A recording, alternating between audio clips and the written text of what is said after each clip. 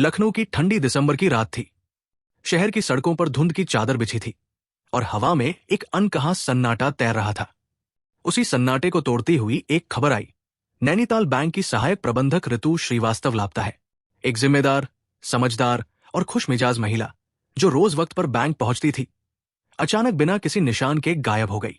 ना कोई झगड़ा, ना कोई चेतावनी, ना कोई अलविदा। बैंक के लॉकर की चाबी उसके पास थी, उसका मोबाइल बंद था और उसके घर वालों के पास कोई जवाब नहीं। लेकिन जब पुलिस ने ऋतु के पति पवन तिवारी से पूछताछ की तो एक एक परत खुलती चली गई। ये सिर्फ एक लापता महिला का मामला नहीं था, ये कहानी थी प्यार, भरोसे, धोखे और लालच की।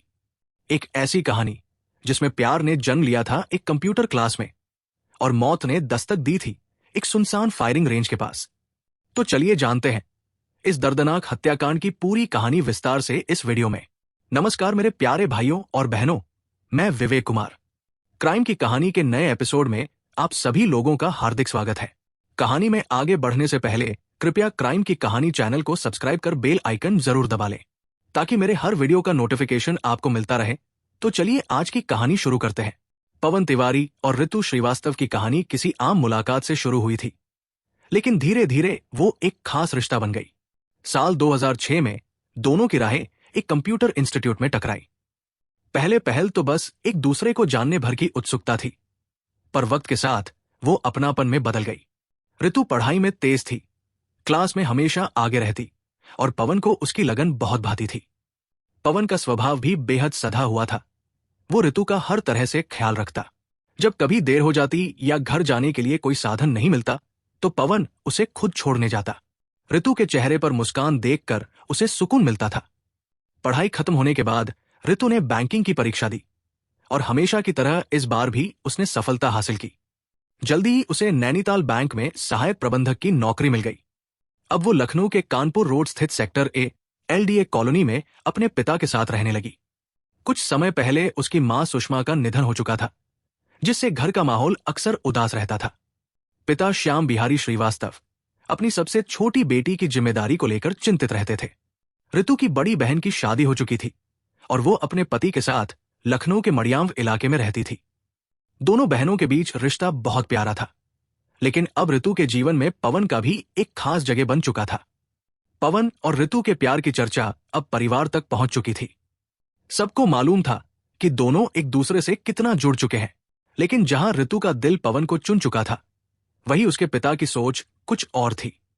श्याम बिहारी चाहते थे कि उनकी बेटी की शादी ऐसे व्यक्ति से हो जो समाज में उनकी तरह प्रतिष्ठा और आर्थिक स्थिरता रखता हो। पवन कोशिश करता रहा कि वो खुद को उस मुकाम तक पहुंचा सके जहां वो ऋतु के लायक दिखे। उसने कई जगह नौकरी की तलाश की, बहुत दौड़ भाग की, पर उसे प्राइवेट नौकरी से ज्यादा कुछ हासिल नहीं हो पाया। श्याम बिहारी अब उम्र के उस पड़ाव पर पहुंच चुके थे जहां शरीर साथ नहीं देता और मन बार बार बीते समय की गलियों में लौट जाता है। पत्नी के गुजर जाने के बाद उनकी दुनिया बस 2 बच्चों ऋतु और साहिल तक सीमित रह गई थी। वो अक्सर खामोश बैठकर ऋतु को घर और नौकरी के बीच दौड़ते देखते और सोचते कि उनकी ये बेटी कितनी मजबूत है। मन ही मन उन्हें तसल्ली थी कि जब वो नहीं रहेंगे तब भी साहिल का ध्यान ऋतु अपनी जान की तरह रखेगी। पर किस्मत ने ज्यादा वक्त नहीं दिया। बीमारी ने धीरे धीरे उनके शरीर को कमजोर कर दिया और आखिरकार 2009 में श्याम बिहारी इस दुनिया को अलविदा कह गए। पिता की मौत ने ऋतु के जीवन की दिशा बदल दी। अब उसके कंधों पर पूरे परिवार का बोझ आ गया था। बैंक की नौकरी, घर के काम और छोटे भाई की परवरिश, सब कुछ उसी के जिम्मे था। साहिल अब किशोर हो चला था, पर ऋतु के लिए वो अब भी एक छोटा बच्चा था। वो उसे भाई नहीं, बेटे की तरह पाल रही थी। हर सुबह उसे स्कूल भेजती, खुद ऑफिस जाती और लौटकर उसका होमवर्क देखती। उसकी मुस्कान ही ऋतु के दिन भर की थकान मिटा देती थी। इन सब के बीच पवन का प्यार अब एक नए मोड़ पर पहुंच गया था। वो चाहता था कि अब ऋतु उससे शादी कर ले। उसका मानना था कि इतने सालों का साथ अब एक रिश्ते का नाम मांगता है, लेकिन ऋतु के लिए ये इतना आसान नहीं था। जब पवन ने शादी का जिक्र किया तो ऋतु ने शांत स्वर में कहा, पवन, इस बारे में सोचती तो मैं भी हूं, लेकिन साहिल की चिंता है। वो हाई स्कूल में पहुंच जाए, फिर मैं उसे हॉस्टल भेज दूंगी और उसके बाद तुमसे शादी कर लूंगी। पवन थोड़ा झुंझलाया, देखो ऋतु, प्राइवेट ही सही, मुझे भी नौकरी मिल गई है अब हमें शादी कर लेनी चाहिए। अब नहीं तो क्या हम बुढ़ापे में शादी करेंगे। ऋतु मुस्कराई, शायद अपने भीतर की थकान छिपाते हुए बोली, ठीक है बाबा, इस बारे में मैं जल्द ही कोई फैसला कर लूंगी। वो जानती थी कि ये बस एक वादा है, एक ऐसा वादा जो हालातों की जंजीरों में बंधा है। ऋतु ने पवन को टालने के लिए शादी की हामी भर दी। सोच विचार के कई दिनों बाद ऋतु ने आखिर तय किया कि वो अब इस रिश्ते को एक मुकाम देना चाहती है। उसने अपनी बहन और भाई को बुलाया और गंभीर स्वर में कहा, मुझे तुम दोनों से एक जरूरी बात करनी है। मैं पवन से शादी करना चाहती हूं। कुछ पल के लिए कमरे में सन्नाटा छा गया। दोनों ने एक दूसरे की तरफ देखा। फिर भाई ने धीरे से कहा, दीदी, क्या आपने इस बारे में अच्छे से सोच लिया है? हमें नहीं लगता कि पवन आपके लिए सही इंसान है। ऋतु ने थोड़ी हैरानी से पूछा, ऐसा क्यों कहते हो? उसकी बहन बोली, देखो दीदी, न तो वो अच्छे स्वभाव का है, न ही उसकी कोई स्थिर नौकरी है, और सबसे बड़ी बात, वो शराब पीने का आदी है। ये बात तुम भी जानती हो। ऋतु कुछ पल के लिए खामोश रही। उसकी आंखों में अजीब सी उलझन थी। फिर धीमे स्वर में बोली, तुम लोगों की बात अपनी जगह सही है। मैं उसकी इस बुराई के बारे में जानती हूं, पर क्या करूं, समझ नहीं पा रही हूं। इतने सालों की दोस्ती है, उसे भूलकर किसी और से शादी करना मेरे लिए बहुत मुश्किल है। भाई ने स्पष्ट शब्दों में कहा, दीदी, हम आपकी भावनाएं समझते हैं, लेकिन हमारा मन इस रिश्ते के लिए तैयार नहीं है। ऋतु ने कोई जवाब नहीं दिया। कुछ देर बाद बस इतना बोली, शायद तुम दोनों सही कह रहे हो, पर इस बार मैं अपने दिल की सुनूंगी। और फिर वही हुआ। परिवार की असहमति के बावजूद नवंबर 2013 में ऋतु ने पवन से शादी कर ली। उसने सोचा था कि शायद पवन अब बदल जाएगा, कि शादी के बाद उसका जीवन स्थिर हो जाएगा। शादी के शुरुआती 2-3 महीने सचमुच अच्छे गुजरे, लेकिन ऋतु ने अब भी अपना ठिकाना मायके को ही बनाए रखा। वो वहीं से बैंक जाती और शाम को लौटती। पवन को इस बात से कोई शिकायत नहीं थी, शायद इसलिए कि ऋतु के पास सब कुछ था। मायके की अच्छी खासी संपत्ति, बैंक की स्थायी नौकरी और आरामदायक जीवन के सारे साधन। ऋतु को बस एक ही चिंता थी, अपने छोटे भाई साहिल की। वो चाहती थी कि उसकी जिंदगी पटरी पर आ जाए, तभी वो चैन से सांस ले सके। एक शाम जब सूरज ढल चुका था और हवा में हल्की ठंडक घुलने लगी थी, पवन घर लौटा तो उसके चेहरे पर गहरी उदासी छाई हुई थी। वो दरवाजे पर चुपचाप खड़ा रहा, जैसे कुछ कहने की हिम्मत ही न हो। ऋतु ने रसोई से झांक कर देखा और तुरंत उसके पास आ गई। क्या बात है पवन, इतने उदास क्यों हो? उसने चिंतित स्वर में पूछा। पवन ने भारी आवाज में कहा, ऋतु, आज कंपनी ने कई लोगों को नौकरी से निकाल दिया। मेरी भी नौकरी चली गई। ऋतु कुछ पल के लिए चुप रही, फिर धीरे से बोली, कोई बात नहीं पवन, प्राइवेट नौकरियों में तो ये होता ही रहता है। तुम कहीं और कोशिश करो, सब ठीक हो जाएगा। पवन ने सिर झुका लिया। बाहर से उसने भले ही ठीक है कहा, लेकिन भीतर ही भीतर वो टूट चुका था। उसे अपनी नौकरी से ज्यादा उस बात की चिंता थी कि अब उसके शौक पूरे कैसे होंगे। उसका खर्च चलाने की चिंता तो नहीं थी। आखिर ऋतु अच्छी नौकरी करती थी, पर उसकी शराब पीने की आदत अब उसके जीवन की जरूरत बन चुकी थी। ऋतु जानती थी कि पवन की यही कमजोरी उनके रिश्ते में जहर घोल रही है। उसने साफ कह दिया था, पवन, मैं तुम्हें शराब के लिए पैसे नहीं दूंगी। मेहनत करके कमाओ, फिर जो चाहो करो, पर मेरी कमाई से नहीं। पवन को यह बात बहुत चुभी। उसे लगा कि ऋतु उसकी इज्जत नहीं करती, उसकी नौकरी जाने के बाद उसे नीचा दिखा रही है। बातों बातों में तकरार बढ़ती गई। जो बातें पहले केवल कहासुनी तक सीमित थी, वे अब रोज के झगड़ों में बदल गई। ऋतु जब भी समझाने की कोशिश करती, पवन, मैं सिर्फ तुम्हारा भला चाहती हूं, तो पवन उसे गलत समझता। उसके मन में यह बात घर कर गई थी कि ऋतु अपनी नौकरी की धौंस दिखा रही है और उसी के पैसों से घर चलाने के कारण खुद को उससे बेहतर समझती है। इन सब के बीच ऋतु ने एक बड़ा फैसला लिया। उसने अपने पिता की एक संपत्ति 35 लाख रुपए में बेच दी। उसका सपना था कि इस पैसे से वो एक नया मकान बनाए, जहां सब कुछ फिर से ठीक हो सके। उसे उम्मीद थी कि एक स्थायी घर मिल जाएगा तो शायद जिंदगी भी स्थिर हो जाएगी। उसने शहर में एक नई जमीन देख ली थी, शांत मोहल्ले में, बैंक से ज्यादा दूर नहीं। उसने मन ही मन तय कर लिया था कि ये नया घर उसकी नई शुरुआत बनेगा। उस दिन दोपहर का समय था। ऋतु बैंक से जल्दी लौट आई थी क्योंकि उसे प्रॉपर्टी डीलर से मुलाकात करनी थी। उसने बैग से एक लिफाफा निकाला जिसमें 2 लाख रुपए थे और पवन की ओर बढ़ाते हुए बोली, ये एडवांस है उस जमीन के लिए जो हमने देखी थी। तुम जाकर प्रॉपर्टी डीलर को दे आओ, ताकि सौदा पक्का हो जाए। पवन ने पैसे ले लिए और बिना कुछ कहे बाहर चला गया।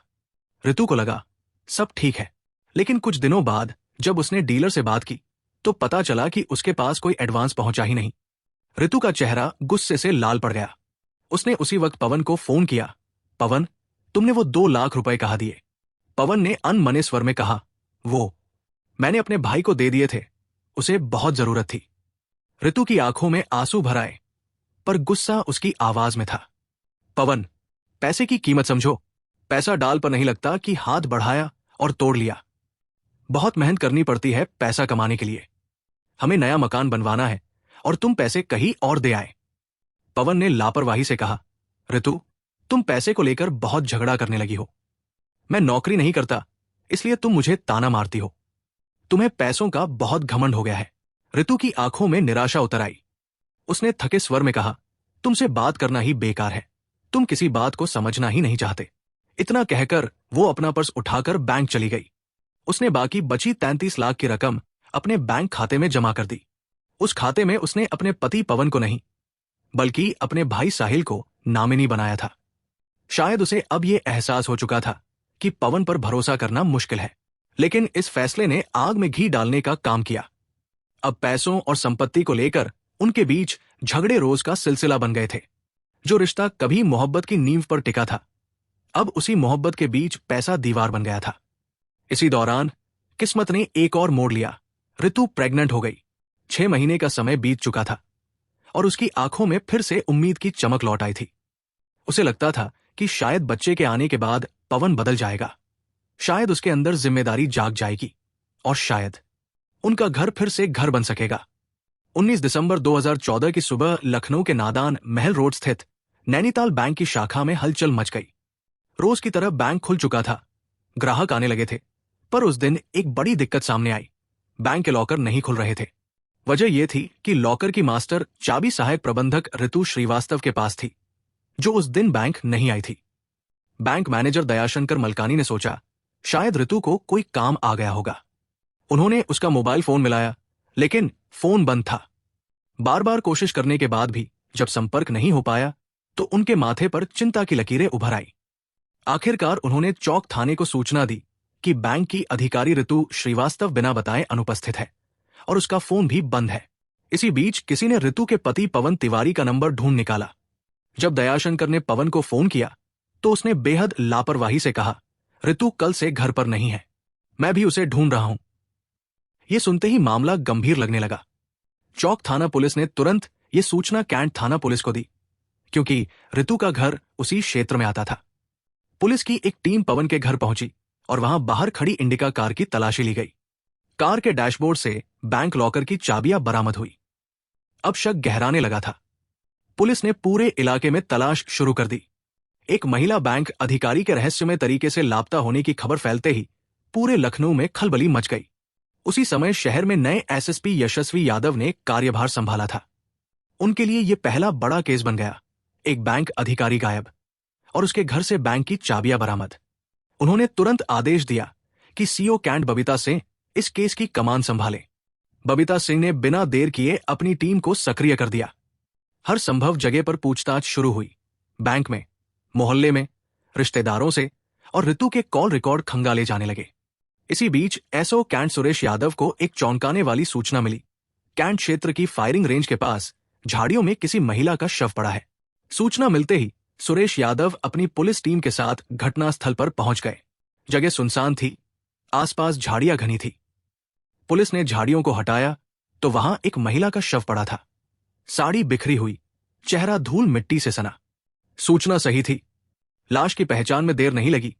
वो ऋतु श्रीवास्तव, नैनीताल बैंक की सहायक प्रबंधक ही थी। पुलिस मौके पर चारों ओर बारीकी से तलाश में जुट गई, लेकिन अजीब बात यह थी कि घटनास्थल पर ऐसा कोई सबूत नहीं मिला जिससे ये लगे कि ऋतु के साथ किसी तरह की जबरदस्ती या मारपीट की गई थी। उसके शरीर पर चोट के निशान बहुत कम थे, कपड़े भी बिल्कुल सही सलामत थे। किसी तरह की लूट का भी कोई संकेत नहीं मिला। ऋतु के कानों में झुमके, हाथों में चूड़ियां और यहां तक कि पायल तक सही सलामत थी। सिर्फ उसका पर्स और मोबाइल फोन गायब था। यह बात पुलिस को सोचने पर मजबूर कर गई। अगर यह लूटपाट नहीं थी तो मामला कुछ और था। शायद ऋतु का हत्यारा उसका कोई अपना था। जांच की दिशा अब घर की ओर मुड़ गई। पुलिस ने सबसे पहले ऋतु के भाई साहिल श्रीवास्तव से पूछताछ की। साहिल बेहद गमगीन था। उसने साफ कहा, दीदी अपने घर की हर बात मुझसे शेयर करती थी। पिछले कुछ महीनों से वो परेशान थी। ज्यादातर झगड़े पैसे को लेकर होते थे। इसके बाद पुलिस ने पति पवन तिवारी को बुलाया। उसके हाव भाव से लेकर जवाब तक सब कुछ पुलिस को असामान्य लगा। सवालों के जवाब में वो बार बार विषय बदलने लगा। उसकी आवाज में घबराहट थी। पुलिस ने उसके और ऋतु के कॉल डिटेल रिकॉर्ड्स निकलवाए। तब पता चला कि ऋतु से आखिरी बार बात करने वाला व्यक्ति पवन ही था। उस कॉल के बाद ऋतु का मोबाइल हमेशा के लिए बंद हो गया। अब शक यकीन में बदलने लगा। पवन को हिरासत में लेकर सख्ती से पूछताछ की गई और तब वो सच जो सामने आया उसने हर किसी को झकझोर दिया। ऋतु और पवन के बीच पैसा उनके प्यार का सबसे बड़ा दुश्मन बन चुका था। ऋतु ने अपने पिता की संपत्ति बेचकर मिले पैसे को अपने भाई के नाम जमा किया था और यही बात पवन को नागवार गुजरी। वो लालच और क्रोध में इतना अंधा हो गया कि उसे न ऋतु का प्यार दिखा न उसकी हालत। वो 6 महीने की प्रेग्नेंट थी। पवन ने स्वीकार किया कि 18 दिसंबर 2014 को ऋतु हमेशा की तरह अपनी बैंक की ड्यूटी पूरी करके शाम को निकली थी। वो ऑटो से चारबाग पहुंची, जहां से उसे दूसरा ऑटो लेकर घर जाना था। लेकिन जैसे ही वो ऑटो से उतरी, सामने पवन खड़ा था अपने बहनोई की कार के साथ। जब ऋतु चारबाग स्टेशन के बाहर ऑटो से उतरी तो उसने देखा कि सड़क किनारे एक कार खड़ी है, सफेद रंग की इंडिका। कार में बैठा व्यक्ति पवन था। ऋतु कुछ चौंकी, उसकी भौहें सिकुड़ गई। उसने हैरानी से पूछा, तुम यहां ये कार क्यों लाए? पवन ने एक बनावटी मुस्कान के साथ कहा, मैं अपने बीमार भाई से मिलने देहरादून जा रहा हूं, आज ही रात को। उनकी तबीयत ज्यादा खराब है। ऋतु ने थोड़ा संदेह से उसे देखा और बोली, मुझे लगा कि तुम मुझे लेने आए हो। तुम्हें तो अपने कामों से ही फुर्सत नहीं है। जाओ, मैं ऑटो लेकर घर चली जाऊंगी। उसी वक्त ऋतु का मोबाइल बज उठा। उसका भाई साहिल कॉल कर रहा था। ऋतु ने कॉल रिसीव किया। उसकी आवाज में सामान्य स्नेह था। हाँ साहिल, मैं आ रही हूं, तुम्हारे जीजा जी के साथ हूं, अभी थोड़ी देर में पहुंचती हूं। उस वक्त शाम के करीब 6:45 बजे थे। ट्रैफिक धीरे धीरे कम हो रहा था और लखनऊ की सर्द हवा गालों को छू रही थी। ऋतु के फोन रखते ही पवन ने हल्की मुस्कान के साथ कहा, ऐसे नाराज मत हो ऋतु, चलो पहले कहीं घुमाते हैं, तुम्हारी शिकायत भी दूर हो जाएगी। ऋतु ने पहले तो मना किया, पर पवन के बार बार कहने पर वो मान गई। शायद उसने सोचा, शायद आज पवन सच में सुलह करना चाहता है। पवन ने कार स्टार्ट की और शहीद पथ की ओर बढ़ गया। सड़क सुनसान थी। दोनों के बीच थोड़ी चुप्पी छाई रही। ऋतु खिड़की से बाहर देखती रही। उसे लगा कि शायद ये शाम उनके रिश्ते में फिर से गर्माहट लाएगी। लेकिन पवन के मन में कुछ और ही चल रहा था। उसकी आंखों में अब पश्चाताप नहीं, बल्कि एक ठंडी दृढ़ता थी। सुल्तानपुर रोड पर पहुंचकर उसने अर्जुनगंज ओवरब्रिज के पास कार कच्चे रास्ते पर उतारी और किनारे रोक दी। ऋतु ने पूछा, क्या हुआ, गाड़ी क्यों रोकी? पवन ने सहजता से जवाब दिया, बस जरा नीचे उतरना है, और दरवाजा खोलकर बाहर निकल गया। ऋतु को कुछ समझ नहीं आया। उसने खिड़की से झांक कर देखा, लेकिन उसी पल पवन ने तेजी से कार का दरवाजा खोला और पीछे से उसकी गर्दन में रस्सी का फंदा डाल दिया। वो रस्सी वो पहले से साथ लाया था। ऋतु की गर्दन में रस्सी का फंदा डालने के बाद भी पवन की हैवानियत थमी नहीं। शायद उसे लगा कि सिर्फ गला दबाने से ऋतु की जान नहीं जाएगी, या शायद वो ये सुनिश्चित करना चाहता था कि अब वो कभी दोबारा उसकी जिंदगी में आवाज न बन सके। उसने झटके से सीट के नीचे रखा लोहे का रॉड निकाला और ऋतु के सिर पर 3 बार वार किए। वार इतने जोरदार थे कि ऋतु ने वही कार की सीट पर दम तोड़ दिया। उसके शरीर की हल्की हरकतें भी थम गई। सब कुछ खत्म हो चुका था। पवन की आंखों में अब कोई पश्चाताप नहीं था। प्रेग्नेंट पत्नी की हत्या करने के बाद उसने ऋतु का मोबाइल फोन बंद किया, उसे उसके पर्स में रखा और पास ही के नाले में पर्स फेंक दिया। फिर उसने गाड़ी स्टार्ट की और सुनसान इलाके की ओर बढ़ गया। रात गहराने लगी थी। सड़कें खाली थी। कुछ दूर जाकर उसने फायरिंग रेंज के पास गाड़ी रोकी और झाड़ियों में जाकर ऋतु का शव फेंक दिया। उसके हाथ कांप रहे थे, पर मन में ठंडक थी, जैसे वो किसी बोझ से मुक्त हो गया हो। इसके बाद वो वापस अपनी गली में लौटा, कार को घर के सामने पार्क किया और अंदर जाकर ऐसे बिस्तर पर लेट गया जैसे कुछ हुआ ही ना हो। वो सोने की कोशिश करता रहा, लेकिन नींद कहाँ आती। घर में अजीब सी खामोशी थी और उस खामोशी में अपराध की गंध घुली हुई थी। उधर ऋतु जब देर रात तक घर नहीं पहुंची तो उसका भाई साहिल बेचैन होने लगा। पहले तो उसने सोचा कि दीदी किसी सहकर्मी के घर रुक गई होगी, लेकिन जब फोन लगातार स्विच ऑफ आने लगा तो उसके दिल में डर बैठ गया। करीब रात 8 बजे के बाद उसने पवन को फोन किया। उधर से बेहद सामान्य आवाज में जवाब आया, मैं तुम्हारी दीदी को छोड़कर देहरादून जा रहा हूं, तुम परेशान मत हो। लेकिन जब साहिल ने बार बार फोन किया तो बाद में पवन का जवाब बदल गया। उसने कहा, मैं लखनऊ में ही हूं। यही विरोधाभास पुलिस की नजर में सबसे बड़ा सुराग बना। जब ऋतु की लाश मिलने के बाद सीओ कैंट बबीता सिंह ने साहिल से पूछताछ की तो उसने यही बातें उन्हें बताई कि पवन ने पहले कहा था कि वो देहरादून जा रहा है, फिर खुद ही कह दिया कि वो यही है। इस बयान ने पुलिस का शक और गहरा दिया। बबीता सिंह ने तुरंत आदेश दिया कि पवन के मोबाइल की लोकेशन निकाली जाए। तकनीकी जांच में साफ हुआ कि पवन का फोन और ऋतु का फोन दोनों आखिरी बार एक ही जगह यानी फायरिंग रेंज के आसपास थे। अब सब कुछ साफ था। पवन को हिरासत में लिया गया और जब पुलिस ने सख्ती से पूछताछ की तो उसका झूठ टूट गया। घंटों की पूछताछ के बाद आखिरकार उसने ऋतु की हत्या की पूरी कहानी बता दी। उसने ये भी कबूल किया कि शुरुआत में वो ऋतु की मौत को खुद को खत्म करने की शक्ल देना चाहता था। इसके लिए उसने खुद एक नोट भी तैयार किया था जिसमें लिखा था कि ऋतु परेशान थी और खुद को खत्म कर रही है, लेकिन वक्त और हालात ने उसका वह झूठ पूरा होने नहीं दिया। और इस तरह एक औरत का भरोसा, एक मां का सपना और एक बहन का वादा, सब कुछ लालच और अहंकार की भेंट चढ़ गया। दरअसल पवन के मन में जो आग धधक रही थी वो अचानक नहीं लगी थी, वो धीरे धीरे जलती रही। हर झगड़े के साथ, हर ताने के साथ उसके भीतर एक जहर पलने लगा था। ऋतु उससे बहस करती थी, उसे टोकती थी और उसकी शराब की आदत पर नाराज रहती थी, लेकिन पवन के लिए ये प्यार की चिंता नहीं, अपमान लगने लगा था। उसे लगता था कि ऋतु अब उसे छोटा समझने लगी है, क्योंकि वही कमाती है, वही घर चलाती है, वही फैसले लेती है।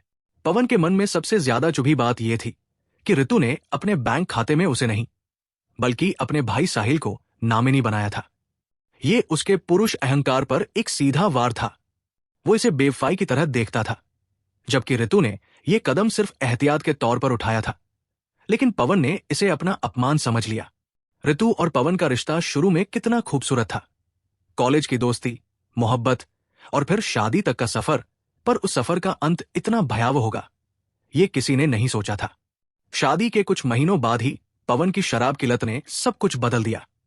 ऋतु समझाती रही, डांटती रही, कभी प्यार से, कभी सख्ती से, लेकिन पवन नहीं सुधरा। उल्टे उसे लगने लगा कि ऋतु का हर शब्द उसे नीचा दिखाने के लिए है। और फिर 18 दिसंबर 2014 की उस शाम, जब उसने शराब पी रखी थी, गुस्से और नशे ने मिलकर उसे हैवान बना दिया। जब उसने रस्सी से ऋतु का गला घोंटा, जब उसने लोहे की रॉड से उसके सिर पर वार किए, तो वो ये भी नहीं समझ पाया कि वो सिर्फ अपनी पत्नी की ही हत्या नहीं कर रहा, बल्कि उसकी कोख में पल रहे अपने ही बच्चे को भी मार रहा था। उसके हाथों से न केवल एक जिंदगी खत्म हुई, बल्कि 2 मासूम सांसें हमेशा के लिए थम गई। आज की कहानी बस यही तक। अब बारी कमेंट पढ़ने की है। ममता सिंह मैम ने कमेंट किया है, जात पात के चक्कर में अपने ही बहन बेटी के नहीं रहते परिवार के लोग भी दुश्मन बन जाते हैं। जिनके साथ सालों तक रहते हैं उन्हीं की जान ले लेते हैं। मैम, ये केवल एक परिवार की दुखद घटना नहीं, ये समाज की विफलता है। जात पात को मौत के नाम पर पनाह मत दीजिए, इंसानियत पहले। मैम, आपके सपोर्ट और प्यार के लिए दिल से धन्यवाद। मीरा राय मैम ने कमेंट किया है, अपने पापा को बचाने की आस में अपनी जान गंवानी पड़ी, वेरी सैड। मैम, ये बहुत दुखद है। सच में किसी अपने को बचाने के लिए जान गंवाना सबसे बड़ी कुर्बानी होती है। मैम, आपके सपोर्ट और प्यार के लिए दिल से धन्यवाद। श्रेया वसानी जी ने कमेंट किया है, good afternoon sir. Good afternoon Shreya ji, आपके सपोर्ट और प्यार के लिए दिल से धन्यवाद। रीता छेत्री मैम ने कमेंट किया है, इतनी घिनौनी हरकत। जब मां और बेटी दोनों ने एक ही इंसान के साथ रिश्ता बनाया तो किसी को यह ख्याल तक नहीं आया कि अगर घर वालों को सब पता चल गया तो क्या होगा, समाज में कैसी इज्जत रह जाएगी, ये भी किसी ने नहीं सोचा। लेकिन जब घर की बहू ने अपनी आंखों से ये सब देख लिया, तब इन दरिंदों को होश आया कि अब आगे क्या होगा। कैसे इंसान है ये? नहीं, ये इंसान नहीं, हैवान है ये। मैम, सच में ऐसे मामलों को देखकर दिल दहल जाता है। इंसानियत नाम की चीज जैसे खत्म होती जा रही है। जो काम रिश्तों की मर्यादा को तोड़ते हैं वो सिर्फ परिवार नहीं, पूरे समाज को शर्मसार कर देते हैं। ऐसे लोगों को सख्त से सख्त सजा मिलनी चाहिए ताकि कोई और ऐसा घिनौना काम करने से पहले 100 बार सोचे। मैम, आपके सपोर्ट और प्यार के लिए दिल से धन्यवाद। संजना मुखर्जी मैम ने कमेंट किया है, Hitesh was such a monster. He murdered the person who had complete faith and trust in him. But the truth always finds its way out, even from the darkest corners. Ma'am, it's heartbreaking how someone can betray the ones who loved and trusted them the most. No matter how long it takes, the truth can't stay buried forever. Justice always finds its way. Ma'am, आपके support और प्यार के लिए दिल से धन्यवाद। रोशनी मेहरा जी ने comment किया है, हेलो विवेक भाई, good afternoon. Good afternoon sister, आपके सपोर्ट के लिए दिल से धन्यवाद। माला कुमारी राय जी ने कमेंट किया है, अवैध संबंध का यही अंजाम होता है।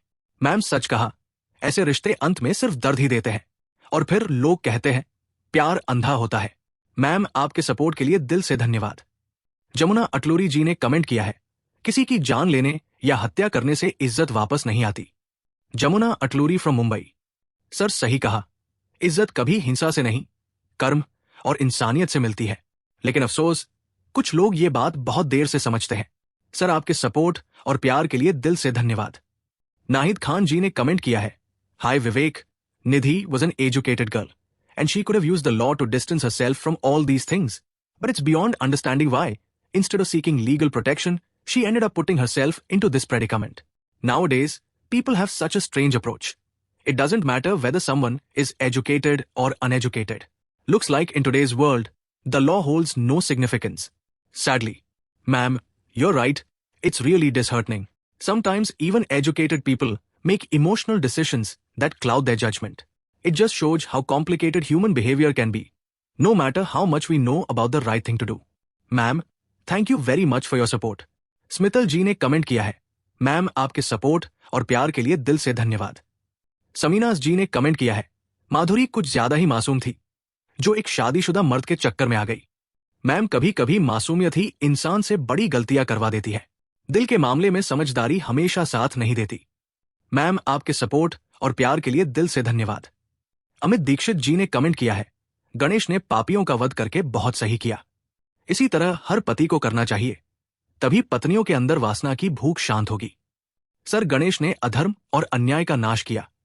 ये सिखाता है कि हमें भी जीवन में सदाचार और संयम का मार्ग अपनाना चाहिए। सर, आपके सपोर्ट और प्यार के लिए दिल से धन्यवाद। राहुल जयकर जी ने कमेंट किया है, फर्स्ट लाइक, कमेंट, व्यू विवेक जी। सर, आपके सपोर्ट और प्यार के लिए दिल से धन्यवाद। ओलिवर मचाडो जी ने कमेंट किया है, very pleasing sweetness in your voice Vivek Kumar ji. The clarity in your voice is outstanding. Can understand and follow you without any difficulty. Grateful to you for your time and efforts in bringing about awareness. I am Oliver Machado from Udupi. My generation never knew about crime in my region of Karnataka, Udupi, the coastal region of Karnataka. The present generation have everything provided unlike mine. Our youth in the present generation are misusing the best tools. The phone with which they can make themselves achieve a lot as they desire. Our youth deserve better education and comfortable life. Want our youth to be responsible and lead a life worthy of praise. Sir, thank you so much for your kind and thoughtful words. I truly appreciate the time you took to share your reflections and encouragement. It's heartening to hear from someone with such genuine concern for our youth and society. करिश्मा मौर्य जी ने comment किया है, ma'am, आपके support और प्यार के लिए दिल से धन्यवाद। अलक जोत सिंह जी ने कमेंट किया है, मुझे ऐसे लोगों से सख्त नफरत है जो औरतों और लड़कियों की इज्जत से खेलते हैं और उन पर जुल्म करते हैं। सर, बिल्कुल सही कहा आपने। ऐसे लोगों को सजा मिलनी ही चाहिए ताकि कोई औरत या लड़की फिर कभी ऐसे जुल्म का शिकार ना हो। सर, आपके सपोर्ट और प्यार के लिए दिल से धन्यवाद। चंद्रशेखर कुमार जी ने कमेंट किया है, विवेक सर, आपकी आवाज बहुत अच्छी लगती है। सर, बहुत बहुत धन्यवाद। अच्छा लगा ये सुनकर। सर, आपके सपोर्ट और प्यार के लिए दिल से धन्यवाद। प्रतिमा आर्यल जी ने कमेंट किया है, वेरी सैड। मैम, आपके सपोर्ट और प्यार के लिए दिल से धन्यवाद। प्रीति कुमारी जी ने कमेंट किया है, सो सैड। मैम, आपके सपोर्ट और प्यार के लिए दिल से धन्यवाद। रिंकी देवी जी ने कमेंट किया है, विवेक भाई सॉरी, आज आपका आवाज आपसे मैच नहीं हो रही है। मैम, ये एक पुराना वीडियो था जिसको आज लाइव किया था। मैम, आपके सपोर्ट और प्यार के लिए दिल से धन्यवाद। मेरे कुछ भाई और बहन ऐसे भी हैं जो डेली के लिसनर हैं, हर वीडियो को देखते हैं और कमेंट करते हैं। जैसे श्याम बहादुर गुप्ता सर, गणेश सौद जी, सत्यनारायण लहरे जी, सनी भंडारी जी, विनोद राजपूत जी, समीर जी, सनी भंडारी जी, गणपत सिन्हा भाटी जी, आशु लस्कर जी, जहीर डॉन जी, जफर खान जी और सभी भाई बहनों को शुक्रिया जो मेरे वीडियो को लाइक, शेयर और कमेंट करते हैं। आप लोग ऐसे ही अपना प्यार बनाए रखिए। मैं आप लोगों के लिए रोज नए वीडियो लाता रहूंगा। कहानी को लास्ट तक सुनने के लिए आपका धन्यवाद। इस कहानी के बारे में अपनी राय कमेंट करके जरूर बताइएगा और ऐसी ही अपराध की सच्ची कहानियों के लिए हमारे चैनल क्राइम की कहानी को सब्सक्राइब कर लीजिए। कहानी को लाइक और शेयर जरूर करें। धन्यवाद।